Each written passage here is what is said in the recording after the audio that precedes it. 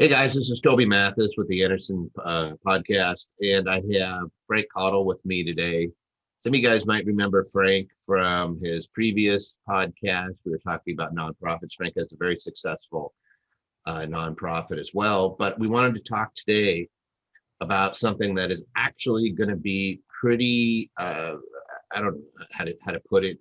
There's massive changes in the commercial working environment given the pandemic. And Frank happens to be one of the largest players in the virtual office space, his company. So I want to introduce Frank. So first off, hey Frank, welcome. Thank you, Toby. Thank you very much. I should say welcome back. And we'll just dive right in because I mean COVID's taken a bite out of commercial spaces. Retail is just getting decimated. And I think people are starting to reconsider how they actually office. What are you seeing? Well, to put things in perspective, Alliance has been in the serviced office industry, the flexible workspace sector, for 40 years. We have about 1,200 facilities that are inside of our network in 54 countries, representing just under 30 million square feet of space. So we understand what's going on oftentimes in a global situation more quickly than landlords who have longer term lease cycles. Mm-hmm. Our average lease cycle is 12 months, and the average commercial lease cycle is just over 5 years. So things hit us faster and we react faster. So put that in perspective, number You're one. nimble. Can we say that you're more nimble than Well, I like agile. Nimble to me seems a little small.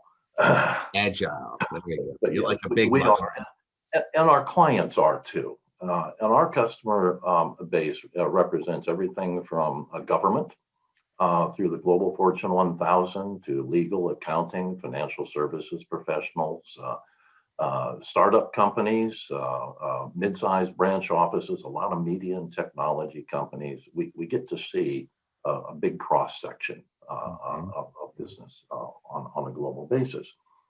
And one thing I want you to think about when you talk about change for just a second, let's put things in quick perspective. If everybody works at home 1 day a week, that represents a 20% vacancy factor in commercial office space. Mm-hmm. 2 days a week is 40%. Today, we're working on average 3.5 days a week from home. Are you kidding? So no, in the larger corporations. Is that worldwide? That's in the U.S., U.K., and Northern Europe. In Northern Europe, it's closer to 4.5 days a week, depending on the economy. Let's just kind of stick with the U.S. for a minute, because I think that's where most of your listeners are focused on. And, but let's just recognize that 1 day a week represents 20% vacancy factor. Mm-hmm. Then go to another scenario, and let's think about major metros for a minute. Mm-hmm. Most of us today don't mind being in the office. Take your office as an example. You can keep it clean. You can keep people socially distanced. You can do all sorts of things to ensure safety in the office. But imagine you're in Manhattan and your office is in Manhattan and you live in the Bronx, or you live in Brooklyn, or you live out in Long Island, further out Long Island. How do you get to your office? You get on that stinking, dirty train and ride the subway to your office. So you don't mind being in the office. And the problem in major metros today, all metros that are dependent upon public transportation in order for their workforce to get to the central business district, every one of them worldwide, no one wants to ride the transportation. They're scared. They're scared of it. They're scared of that. And they didn't like it in the first place. And now they have two things going for them. First, they're discouraged from doing so, and second, they didn't want to. Overall, who wants to commute? Who liked that? And anybody you know? Nobody I know. No, in Vegas, we're lucky. When I was up in Seattle, well, same in Southern California, and I'm in Newport Beach, as you know, and so it's the same thing here. We all jump in our little steel cocoons and we feel comfortable about it. Yeah. And then take a third scenario that's a major change element. take a big tech. Now let's take Facebook as an example. Mm-hmm. And you got Zuck. He's walking around the corporate campus with the CFO, and they're walking through the building, and they're looking around and look at each other and say, man, there's nobody here. Mm-hmm. Well, we got policies that say they don't have to be here anymore. They can work anywhere they want to. The CFO and Zuckerberg, they look at each other, and Zuck says to the CFO, he says, well, how's the company doing? CFO says, hey, the company's doing fine. The company's doing great. Mm-hmm. They look at each other again and they kind of laugh and they say, shit, we don't need this stuff anymore. We don't need all this. And that's what corporate America is going through right now. We consult to a large number of the major financial institutions that have a permanent real estate investment within their portfolios, fixed asset portfolios, they refer to them as. And every one of them is saying, hey, Facebook, they just renewed their lease, but they only took half as much space. Mm-hmm. Cisco just took half as much space. Microsoft just took half as much space. So all of the major tenants in most major buildings, my wife's law firm is a good example. They normally have about 120 people in the firm, and they have 2 full floors of a nice building here in Irvine, California. She said there were 6 people there the other day. That's about like us. Okay, what we've realized It's a is completely empty suite. Like we have the floor here, and one we have 3 floors, but we have 1 floor where we have the whole floor. The half is completely empty. We actually took all the furniture out. We just and you're probably going to sublet that to someone, or you're going to who doesn't need as much space as in their other location, or you're going to give that back, some percentage of that back to the landlord. Let's say you keep half of it and give half of it back to the landlord. Still, the commercial property operators, particularly in large central business districts of major metros, are going to have to completely rethink their strategy. And what we're seeing is a lot of planning going on repurposing of space. Mm-hmm. So let's go back. Let's pick on Manhattan for a while. It's easy. If you're have a 50-floor building and you're in Midtown or in the financial district downtown or something, and half of your clients, half of your tenants take half of their space, well, you've got a 20, 30, 40% vacancy factor. Yep. And it's not like it's going to change. So what do you have to do with that? That's a good question, because we presume that people are liking this. They're learning it and they're liking it, and they're going to maintain it. Yeah, well, we assume cyclicality in real estate. We all know that, hey, there's good markets and bad markets, and sometimes you have a 10% vacancy factor, sometimes you have a waiting list, sometimes a market gets overbuilt. We assume cyclicality. We understand that. But we haven't understood a complete migration. Mm-hmm. And the migration is, we don't need it. A combination of pandemic, law, people changing their habits, not liking to commute. Technology is huge today. You and I. They're leaving the urban areas. They're starting to thin out a little, right? Oh yeah, absolutely. So before, you had transportation as a major problem, getting people to and from their work. And the reason they did that is because the cost of housing in central metropolitan districts was so very expensive. Now you've got this massive amount of new space that's not being used for its originally intended commercial purpose. And that can be repurposed into residential and retail and other uses overall. And in the future, people that work in the city will also live in the city. Mm-hmm. There'll be less commuting going on. So there'll be a lot of shape shifting in the way space is used. And right now, we look at our own industry and we say, well, where's the best place to build a flexible workspace? Used to be in a major metro. And now we say, I'd rather build on a bike path than on a metro path. And Interesting. we're really seeing the thing, and I'll use Alliance Virtual as an illustration of that. In 2016, 17, 18, we did 60, 65%, maybe a little bit more even, in major metro markets of our business. Today, we do about 40% in those major metro markets, and the rest in the secondary and tertiary markets. And that just proves the migratory issue and how fast and how easy it is for the user to move. The other thing that's coming up, it's going to adjust quite a bit, is that while people today are working from their residence, a lot of people are ill-equipped for that. Mhm. You might have a nice office in your home. I might have a nice office in my home. A lot of people don't. They're still stuck working at the kitchen table. They're in a small apartment somewhere.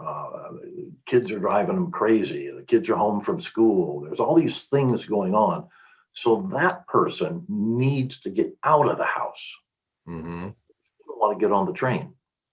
So the new hybrid office is work from home, work near home, I like that. electronically commute to the corporate headquarters, or maybe go there for important meetings every other week or something.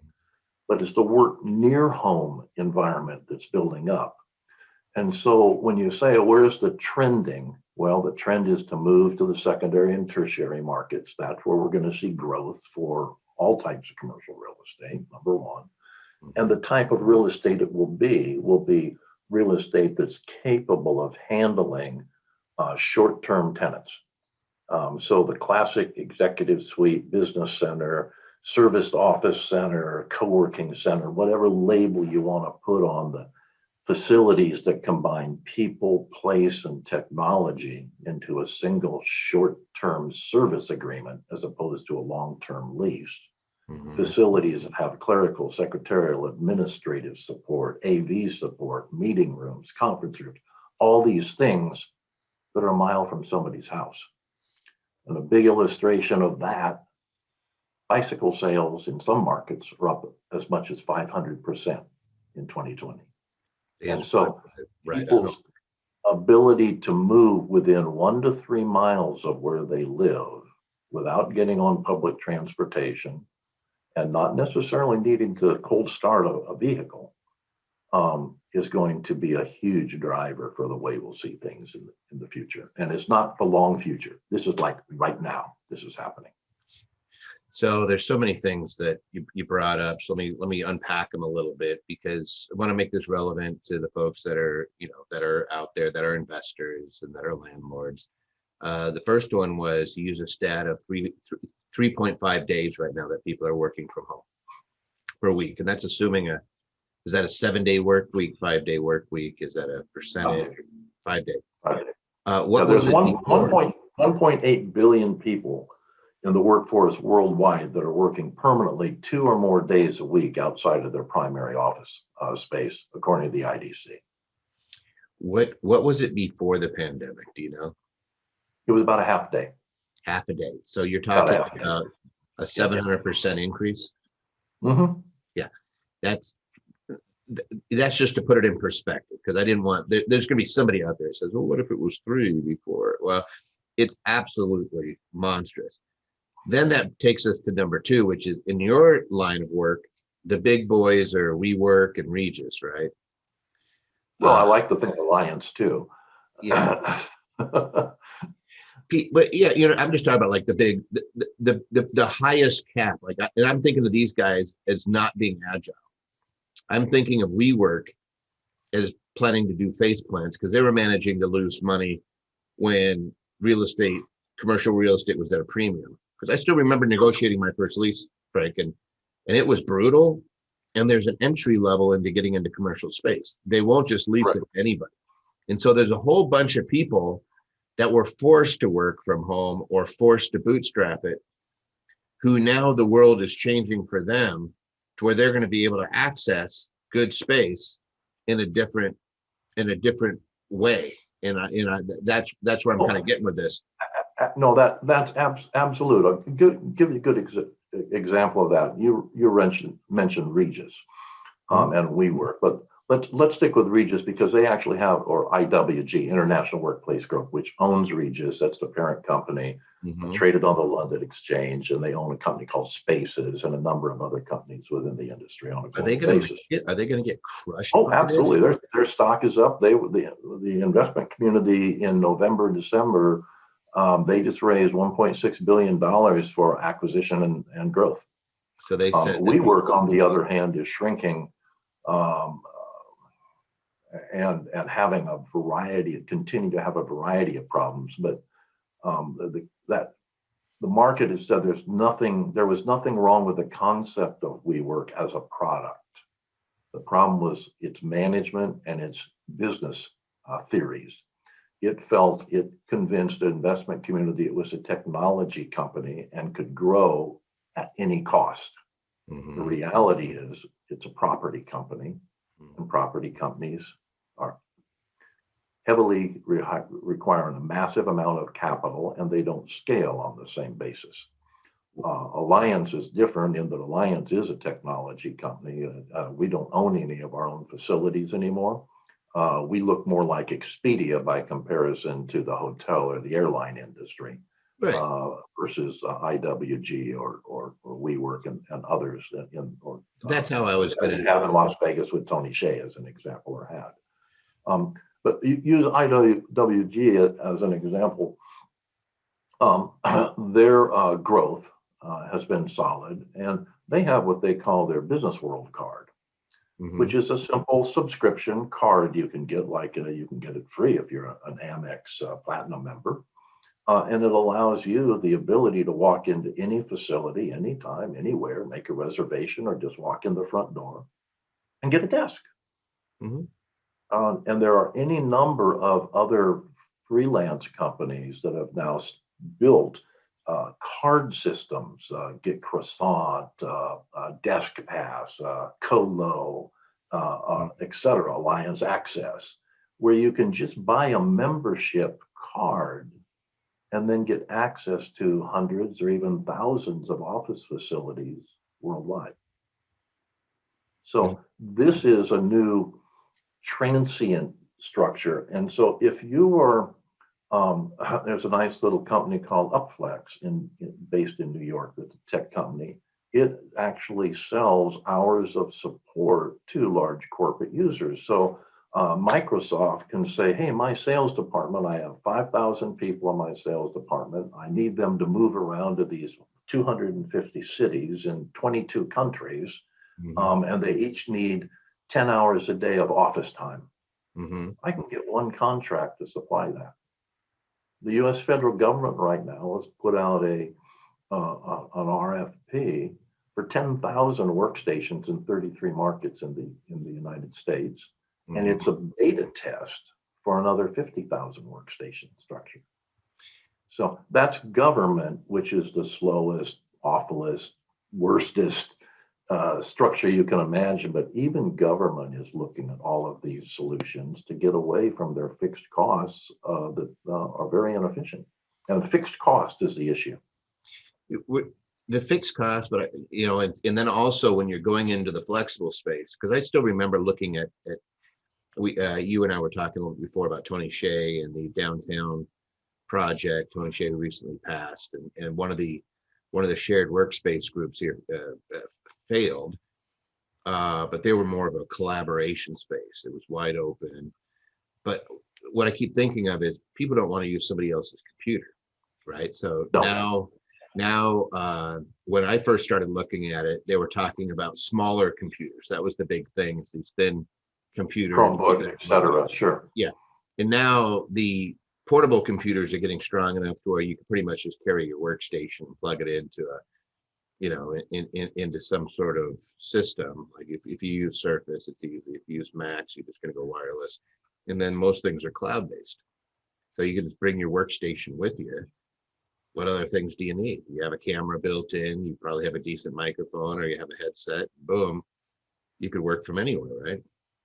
Well, people do, and the majority of people do these days. I don't know anybody. I don't know anybody that doesn't have a laptop. Mm-hmm. I don't know anybody. I don't know anybody that hasn't had a laptop for maybe 10 years. We Yes, took sir. our entire administrative, sales, service departments, call centers, et cetera.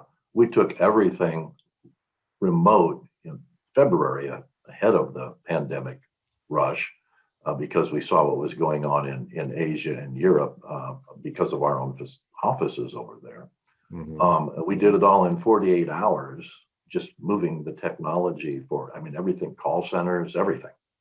And never missed a hitch, never had a problem at all. And again, I don't know anybody that doesn't have a laptop or any company that can't So are there going to replicate be their entire system through the cloud these days. so are there going to be like Zoom rooms where it's like the old telephone booths where you have Oh yeah, special proof, you just go absolutely. in there. No, absolutely. Zoom rooms are a thing. And think about it. We used to call them conference rooms. No, we call them Zoom rooms. You know what? Why? Well, we've got a motion sensing camera that we can put in front of or on top of whatever a big screen is mounted on the wall that we had anyway. Mm-hmm. And we can use Zoom, we can use Teams, we can use any number of WebEx, GoToMeeting. It doesn't matter. It's all ubiquitous to all of us these days. And I'm even thinking of like smaller little Zoom rooms. I'm thinking of like you literally get something that is micro rooms. yeah, Micro rooms that are set up literally as Zoom studios. soundproof. You just close the door and you're in your own little world. You got a green, maybe it's green inside. I like. Well, I'll tell you where those are happening. They're happening in a lot of serviced office and business centers, and they're set up as podcast rooms. Yeah. So they're soundproof. They've got good cameras. They can do split screening. They've got a system, and you can Zoom and do any kind of personal meeting for 2 or 3 people in there. But they're really an awful lot of them are set up as podcast rooms because podcasting has become the new medium for business social media, if you will. And it is huge. And you want to do it right though. So if you're a commercial landowner, let's say that I have clients that own buildings and things like that, and they're the ones that are getting smushed during the pandemic, and they're probably freaking out a little bit, going, "Oh my God, if you own retail space, if you own commercial space, you're the one who's getting beaten right now because your tenants are hurting, and a lot of them are moving out. A lot of them don't need the space. If you're renting to a failed business, there's a good chance you're not going to get your rents." What could they do to capitalize on these changes? Like, what would you tell them to do? I think that we're seeing an awful lot of property companies that are looking at the flexible workplace sector, and they're saying, well, let's see, if IWG or Regus can lease space from a landlord, carve it up a little bit, provide some services, make enough profit to be a multi-billion-dollar corporation, I can do that. It's not that complicated.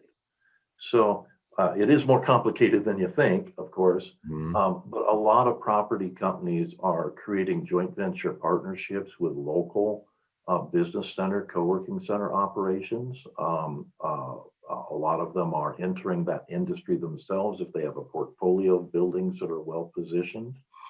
Another sector is a lot of commercial space, as you know, is office park type style or R&D park style.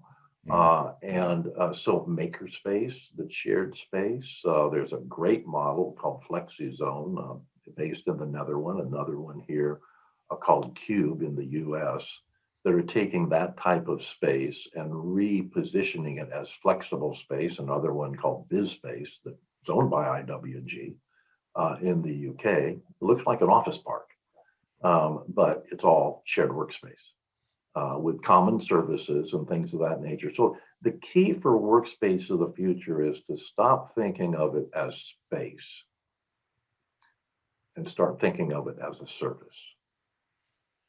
Space is 2-dimensional, service is 3-dimensional. When someone moves into a 2-dimensional space, they put desks down, they put Wi-Fi in, they wire it for technology, they put clerical, secretarial people on the floors to manage the businesses. When those things are shared, they create much better value and much lower cost for the end users. And that is the wave of the future for all officing. And I said officing, not office, because officing is a verb and the office place is a noun, and the noun is going away. So you think that this is going to be forever, and Yes. that the world as we know it is shifting, and that all these commercial buildings with all these people jammed in, that these are going to become, they're going to have to change or they're going to be slaughtered. Well, Like, we just think of two things. First, the term landlord. mhm. What an anachronism. Yeah, it comes back Okay, get kind of back off from that. I mean, I'm thinking castles, moats, etc. where it It's a comes bit of from. an anachronism. And the other thing, when you talk about change, there's an old saying, I forget where it came from or who said it, whatever, but it's kind of true. Everybody talks about the new normal, the new this, the new that. And the saying is this, a man who stands in the river never touches the same water twice. Mhm. The new is constant. And unless you are constantly thinking about adjustments, little micro adjustments, Mhm. then you can't keep up. You know, I'm an old racing sailor. You've known me for a while, and you know that's what I used to do. And when you're sailing a boat, every time you turn the rudder, it's a brake. It pushes against the water and makes it go the other direction. So the harder you turn the rudder, the slower you go. Mhm. You want to go fast, you make little micro adjustments. Mhm. Constantly, you're constantly micro adjusting. You're using the sails to trim the boat, not just the rudder, and you're constantly accelerating your speed. And in business today, big radical changes aren't what you want to be thinking about. You want to think, well, how can I make a micro adjustment? But how can I do it every day? Every new lease I sign, every new tenant I deal with, how can I constantly make improvement? And the old business, you know, it's the way we did it yesterday. It's the way we've always done it. Those death words that create a death knell for most companies really have to be looked at from the property perspective right now, or others are going to end up owning your building and doing what you should have been doing yesterday. And that's creating a flexible environment. So you're the landlord. You see this happening. Maybe it's time to go to those tenants that are hurting and see if they're agile enough to make changes, and maybe you're able to make use of their space to make some changes of your own. And providing some services. A Mhm. lot of property, there's a great company called Novell, Mhm. called Novell Co-working or Novell Workspace, I think it's called. It goes ahead and buys buildings, 50 to 150,000 foot buildings that had a high vacancy factor, 50% or more usually. And it repurposes those buildings, the entire building, into a flexible workspace structure. And they're very full. They're very successful. They run in a REIT type model as a property company. They've got 50, 60 buildings now in their portfolio. And they can raise all the capital they want, no problem whatsoever, because their return on investment is much higher than a conventional building. Certainly higher than a building with a vacancy factor. Do they use Alliance or do they do their own? No, they do their own. They do their own. I bet you people don't understand what Alliance is still. I mean, sometimes I don't understand. I'll put it in terms for my folks. Alliance doesn't own the real estate. It doesn't do the long lease. A Regus is the one that does the long lease. A WeWork does these long leases and then they sublet. Alliance is software that goes over the top for somebody that owns the building to provide you to customers and takes a small percentage off the top, so they don't have liabilities. So one of the things I've always liked about Frank and his company is like, they don't have big fat liabilities on their balance sheet, so they never have to go bankrupt, which is not true of the other. Like, I don't think WeWorks had to go bankrupt, but I know that Regus has had some in their past. When the market shifts, they're just too big with all those, like, you want to talk about a rudder, have 10 floors of a building, that's a big rudder, right? when all of a sudden that space isn't needed. This is a Well, little different because we have a pandemic. This isn't just the market yeah, dropping. it is.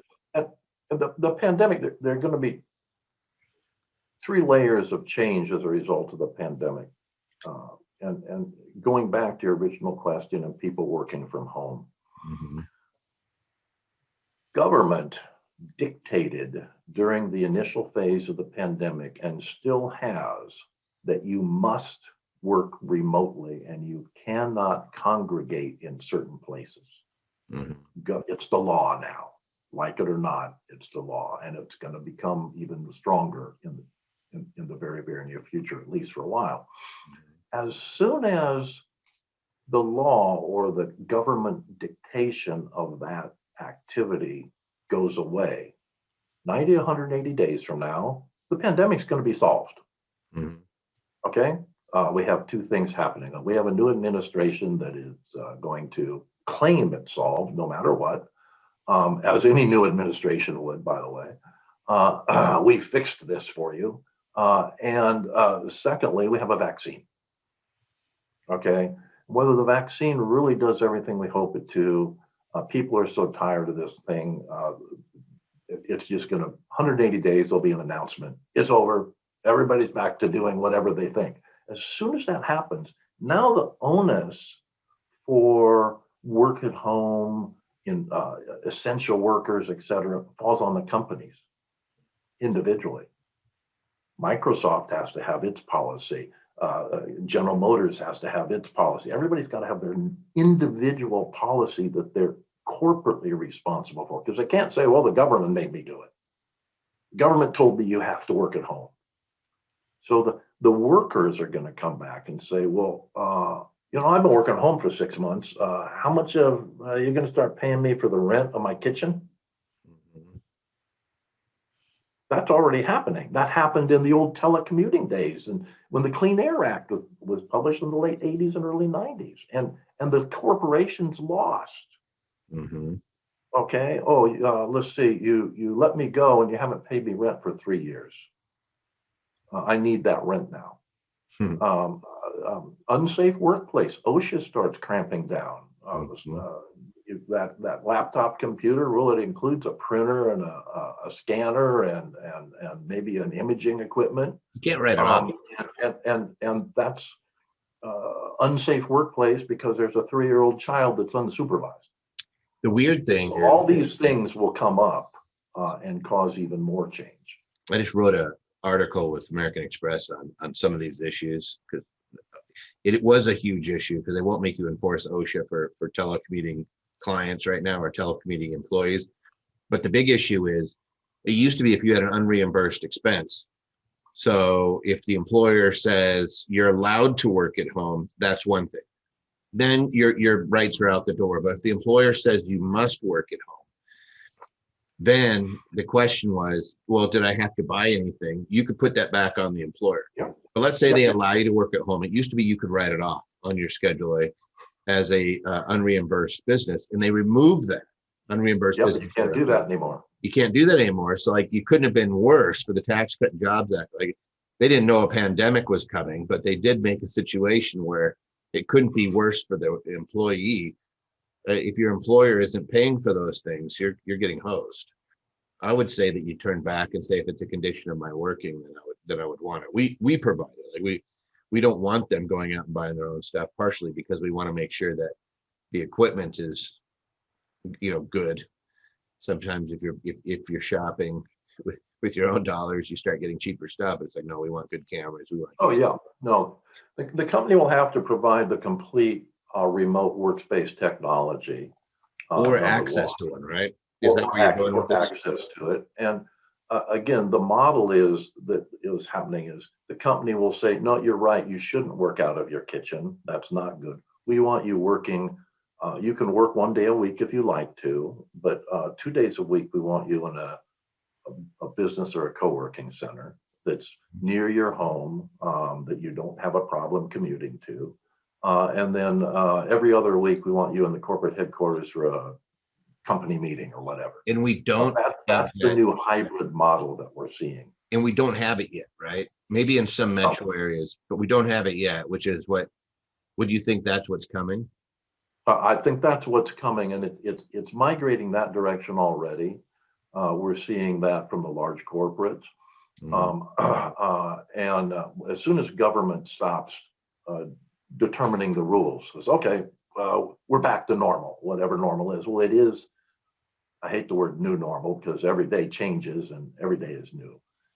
But the work near home in a highly flexible office center of some sort, business center, co-working center, et Well, we cetera, already have the retail is stores that have all been failing.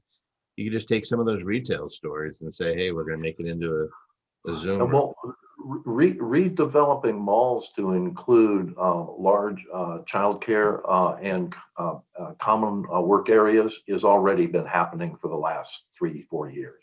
Yeah. And that will just accelerate overall. The big regional malls will survive. Mhm. Those will be the high end big regional malls, the destination malls. Those will still survive just fine. The local community based malls or shopping centers They're gonna get is where you're going to see most of the adjustments made. But those are community, and so that's the perfect location yes. within the community as a center for activity, and that's what we're going to see. You'll also see churches, schools be completely repurposed the way they use their real estate in many respects. I Um, agree. I agree. I could see that so happen. that's just all of that is happening right now, and this isn't future stuff. This is going on right now. Yeah. And you could choose to participate in it if again, so like with Alliance, have you guys seen market increase in people using your services over this pandemic? During 2020, we had a 45% revenue and customer base growth Which, globally. and is that normal? Like, do you normally No. grow that much a year? Yeah. I'd like to say it was. We've had over the last 5 or 6 years an average of a 20 to 25% growth per year, year over year. So it This doubled. year doubled our average growth. And as an industry, the flexible workspace industry since 2000 and I'll call it 8 has grown at 10 to 12, sometimes 15% per year, compounding year over year right through the pandemic. Do you have So that's faster. That's a faster take up than the PC industry in 2000. do you have a Zoom room solution? Is that something that you guys have that you've broken off, or is that something that you're looking at doing? Small places where an employee could go in and rent it for a day at a lower cost or something like that, so that they could use it. We have on a global basis a meeting and conference room structure, which includes private offices, day offices, 2 to 4 person conference rooms on up through training rooms and centers, and that's all done. The Zoom capabilities and all of those are dependent upon the AV setup in every facility. So that and I don't know of a single facility that doesn't have that anymore. So the big question then is, if somebody has real estate and they're wanting to diversify into this area, how do they add the ability to have you bring them customers? Like, how do they contract with Alliance? Is that something a landlord can do? Alliance works with high quality operators where there's a service track record overall. But if somebody wants to adjust to this marketplace, I would say they should look at some of the very good franchising operations within the flexible workspace industry. There's a Denver-based company called Office Evolution, which is excellent. Very low cost of entry and very high level of support. There's another Florida-based group called Venture X, which is also excellent. Those are probably the 2 best ones in the United States. I would look at those today. Perfect. And they're both focused on smaller secondary markets, spaces, Office Evolution in particular. Mhm. Where it doesn't do anything in the downtown central business districts. It does everything in the secondary and tertiary markets, average space size for a facility of theirs is between 8 and 15,000 feet. So Perfect. smallish versus a WeWork, which will be 75 to 100,000 feet. Huge. Yeah, still so think anybody we're not gonna that needs connection, or Toby, if you want, I'd be happy to provide What- connections to those two companies. And then what if somebody wants a virtual office? They say, hey, you know what? Like we have a lot of real estate folks, we have a lot of realtors, and they say, hey, you know what? I have Sure. 4 or 5 people, and I don't want to have a full-on office space anymore. How do I use virtual space? Oh, well, that's very easy. First, a virtual office, you have to determine the difference between a virtual office and a virtual address. Mm-hmm. A virtual address could be digital, or it could be something like at a UPS store. Mm-hmm. But you can't call that a virtual office because it's pretty hard to meet somebody at a UPS store. I mean, it just isn't cool. It just doesn't work.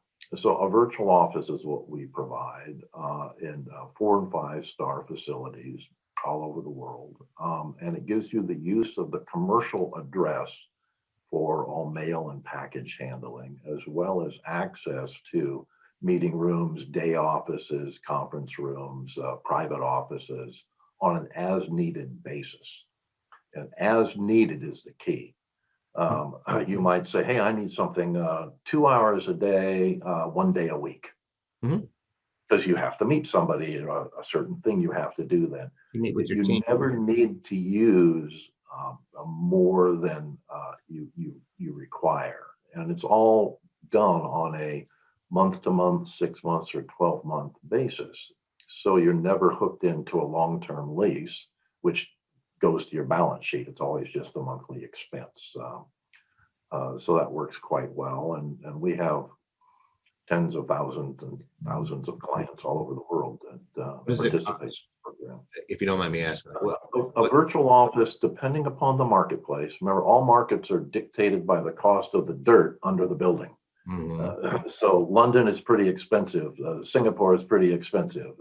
Hong Kong is pretty expensive. Kansas City isn't. So we see prices for a virtual office, which is address only, without predetermining conference and meeting room time, at prices as low as $49 to $70 or $89 a month. And Mhm. we see prices inclusive of meeting room time in the $200 to $250, $300 range per month. Let that So- sink, guys. I remember starting, and we didn't have that choice back when we started our office. And I just remember buying the servers just for nowadays you can just do the cloud, but you remember that you spent a couple Oh, yeah. $100,000 on servers, and then the workstations were all $1,000 a pop, and your monitors were. I remember when the monitors, it was exciting when they went below 200, and yeah, just ridiculous. Now everything's a lot cheaper, but I remember. Well, and the issue was too, you probably had 2 or 3 conference rooms in that facility Mhm. that were used about 30% of the time. Yep. But you were paying for them 24/7. Yep. And that's really the big difference. It's almost, our industry has been referred to as a communist conspiracy, because you only need to use what you require at the time, each unto their own and all that sort of thing. We share the workspace to make it more efficient. And it has done exceedingly well through the years and the decades, as is evidenced by the fact that government is now migrating to this model, and every global Fortune 1000 is in the customer base of ourselves and IWG, every single one of them. What I've seen is the workspaces are becoming more transitory. You need to be able to go do business in different cities. You need to be able to go, and you can either be part of that, or you can choose to stick to the dinosaur. And to me, it's kind of like I'm the typewriter sales guy, right? Eventually, I got to realize that typewriters, there may be some market for them, but it's going to be really small, and you may as well get into the PC world. At some point, you're going to have to. Well, it would have been even worse if you were the typewriter ribbon sales guy. Those things probably cost a mint now. If you have a typewriter, I bet it's hard to find.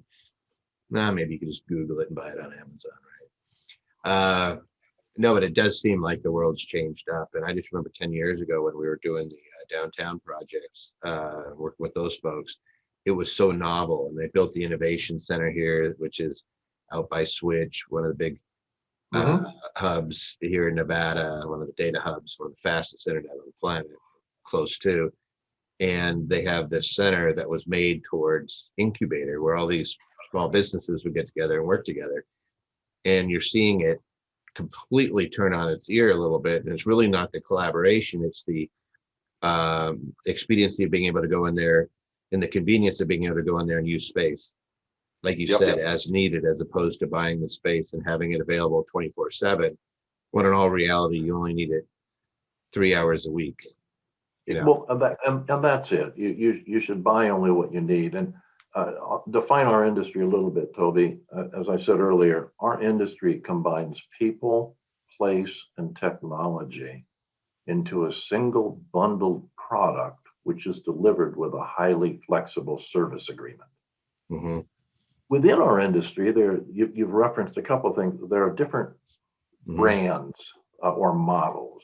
There's the classic serviced office or business center model, which would be illustrated by Regus. There is and that model takes people, place, and technology and combines it with professional image and services. Mm-hmm. Then there's the co-working model, which takes people, place, and technology and provides business growth through a collaborative community. Mm-hmm. Then there's the incubator model, does the same thing, but provides mentoring. Mm-hmm. And then there's the accelerator model that does what an incubator does, but provides access to capital. Mm-hmm. So those are your primary structures, and you can apply it to industrial models that have storage space combined with the people, place, and technology. You can combine it with technology models that really have server farms combined with the people, place, and technology. All these different elements that apply to the specialized needs of different types of companies. There's media centers, there's culinary centers. All of these niche markets have evolved, and everybody's using just what they require. They're keeping it off their balance sheet.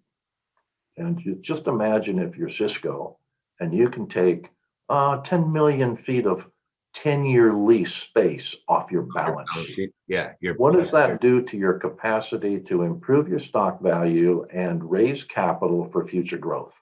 And that's what every major Fortune 1000 company is going through right now. They don't just say, we don't need this. They say, we get rid of all this debt on our balance sheet. Which goes straight to equity, which we can grow faster. Yep, absolutely. It's all value at the bottom line. And that's the huge driver. Yep. Frank, I really appreciate you coming on and sharing your knowledge. If somebody wants to learn more about Alliance, how do they do it? Oh, they can go to either alliancevirtualoffices.com or they can, if they just want to learn about our industry, they can go to allwork.space. We reach about 5.5 million people a month on Allwork. So that is the industry's largest news and information website by far. Mm-hmm. And if people want to know more about the industry, fine. If someone wants to reach me personally, they can do so through your office. Mm-hmm. And if I can put them in touch with whatever they require. Perfect. Appreciate your time. My pleasure.